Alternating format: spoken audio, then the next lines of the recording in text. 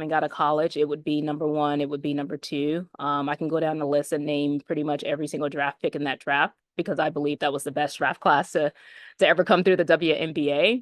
I mean, it means a lot, right? And I don't take it lightly. But the fact that how do I say this? I didn't play the game to get recognized. I didn't play the game to be celebrated. I played the game simply because I loved it. And I wanted to be one of the best to ever play it. And so what this really means is that it's a I guess an attribute to me showing up every single day consistent in who I am and what I did on the court. And beyond sort of the accolades or the awards, that means pretty much everything to me, right?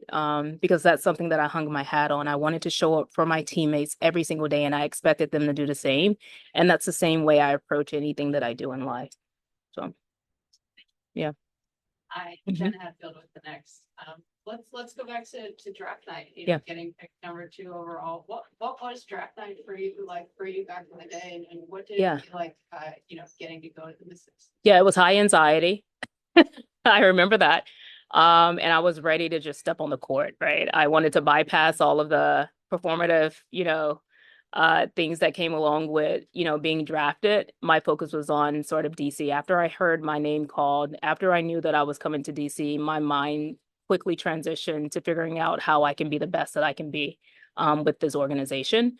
Um, I knew at the time coming out of college, it would be number one, it would be number two. I can go down the list and name pretty much every single draft pick in that draft because I believe that was the best draft class to ever come through the WNBA.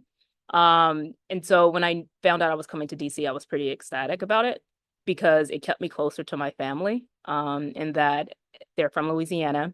They would drive a good 14 to 16 hours each time to come to Duke. And in my mind, it was only another 4 hours. So that made me pretty happy as well. Your rookie year, you weren't really a typical rookie. Yeah. Got MVP votes, got Defensive Player of the Year votes. What was your adjustment, if any, like Right. to the program? Well, you have a good memory. Goodness gracious, I guess that's what you're supposed to do, huh? The adjustment was tough. And it would be, a lie to say that it wasn't, because I stepped into the league at the time where I was playing against the best, right? It's a transition from a physicality standpoint, a mindset standpoint, a routine approach standpoint. All of that was really, really tough. And on top of that, I put probably a ton of pressure on myself to be great right out the bat, right out the gates. And so it was fun. I knew I was doing something that I loved, but at the end of the day, it was still very challenging. But I wouldn't change anything, because I enjoyed every single moment. How did you see the franchise kind of evolve? Yeah. While you were a Mystic. Yeah. Goodness. I think when I came in, it's funny because as a I was a kid, right? I was a young woman, I was a kid. The only thing that mattered to me was basketball. I didn't necessarily think about the evolution of the organization or what was going on the business side. It was about who was on the floor with me and what we wanted to do in that moment. But when I think back on it, right, I came in under the tenure of Abe Poland, and just sort of knowing what he meant to the city, looking back on it, pretty honored to have, been a part of his legacy.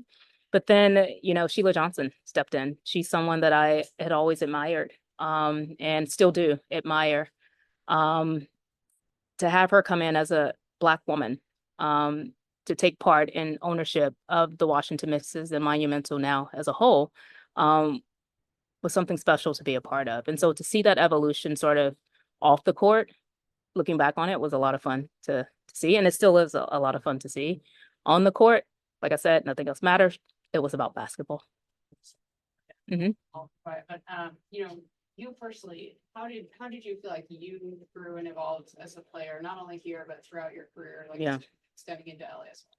Yeah, no, goodness gracious, in 2010, and I say this often, it's noted, but I had a potential career-ending injury where the doctors literally said I had a 10% chance of returning to an elite level. It took me about a year and a half to 2 years to get back to that elite level. At the time, I was with the Washington Mystics. 2012 came around, free agency.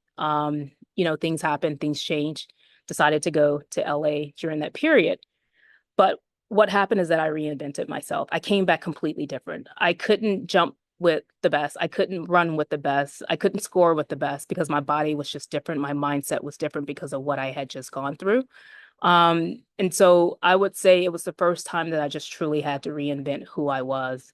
And I don't regret it at all. It was probably the best moment in my life. It was the best moment in my career because it forced me to understand who I was at that time outside of the game when my identity was wrapped into the game. So I wouldn't change it by any means. Probably one of the most impactful moments of my life.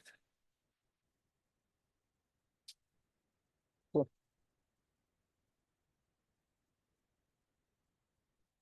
Thank you. Cool. Thank you for coming. Thank you. All right, guys.